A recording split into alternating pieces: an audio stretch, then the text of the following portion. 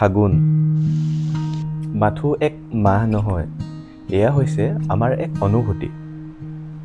আমাৰ সকলোৰে ফাগুন বুলি ক'লে শুকান বতৰ, ধূলি, শুকা গছ-গছনি, পচোৱা বতাহ আদিলৈ মনত পৰে, নহয়নে বাৰু?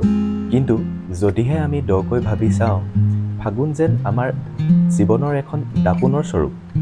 আমি সকলোৱে আমাৰ জীৱনৰ প্ৰতিটো ক্ষণেই পাৰফেক্ট হিচাপে দেখুৱাবলৈ খুবেই চেষ্টা কৰি থাকোঁ।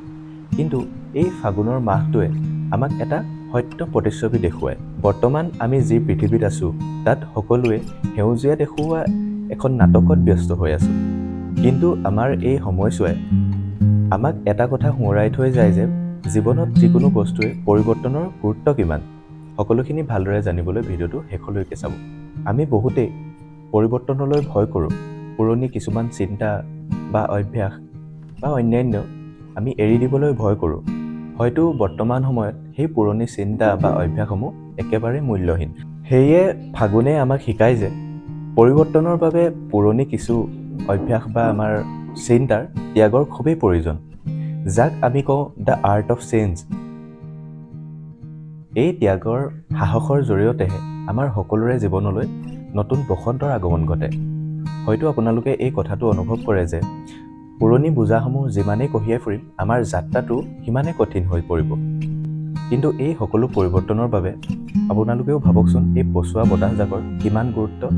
ফাগুনৰ এই প্ৰকৃতিয়ে আমাক শিকায় যে সময় সদায় গতিশীল।